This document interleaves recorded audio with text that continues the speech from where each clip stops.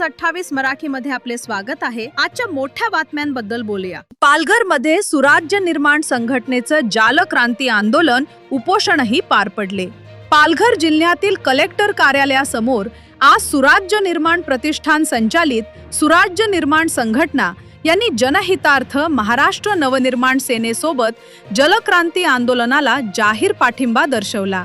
या आंदोलनामागील मुख्य उद्देश म्हणजे अभिटघर व 17 गावे पाणी पुरवठा योजनेचे रखडलेले काम तात्काळ पूर्ण व्हावे हा होता।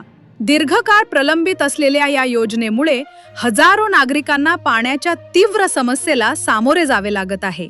या आंदोलनादरम्यान कार्यकर्त्यांनी उपोषणही केले। नागरिकांच्या पाण्याच्या हक्कासाठी लढा अधिक तीव्र करण्याचा निर्धार यावेळी व्यक्त करण्यात आला। या प्रसंगी सुराज्य निर्माण संघटनेचे संस्थापक अध्यक्ष सुराज कुटे यांनी सांगितले की पाणी हा प्रत्येक नागरिकाचा मूलभूत हक्क असून तो मिळालाच पाहिजे। जनतेच्या हक्कासाठी आम्ही कायम लढत राहू।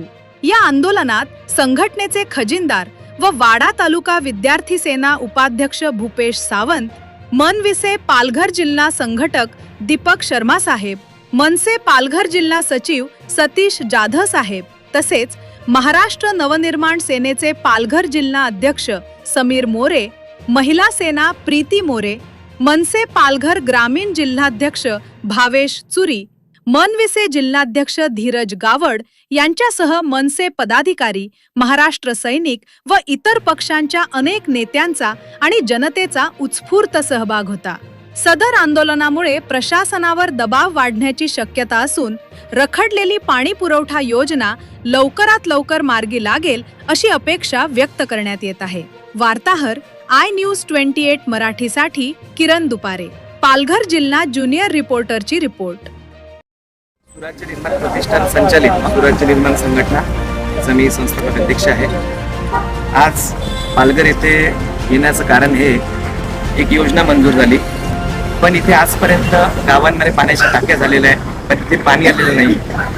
तर पालघरच्या जनतेला जे आजपर्यंत पाणी मिळालेलं नाही आहे, 2024 पर्यंत याची डेट होती, लास्ट डेट की तोपर्यंत ही योजना कंप्लीट होईल, पण आज 26 आलेलं आहे तरी आजपर्यंत पाणी आलेलं नाही आहे।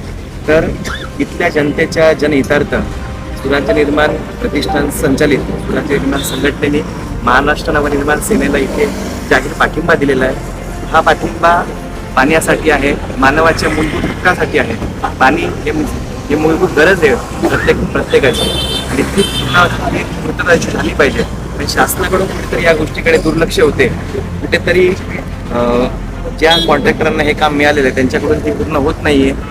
या कारणासाठी कुठेतरी ही गोष्ट या गोष्टीला एक प्रतिबंधक यावं आणि कुठेतरी या गोष्टीला एक मार्ग निघावा आणि जनतेला पाणी मिळावं या जनहितार्थ आमचा मानस आहे। आणि म्हणून आज आम्ही इथे कलेक्टर ऑफिसच्या इथे आंदोलनाला बसलेलो आहे। महाराष्ट्र सरकार राबवते खरं, परंतु त्याच्यासाठी निधी सुद्धा मागण्याची तरतूद त्यांच्याकडे नाही आहे किंवा त्यांची ती ताकद नाही आहे आणि हे पूर्णच्या पूर्ण ह्या महाराष्ट्र सरकारचं अपयश आहे।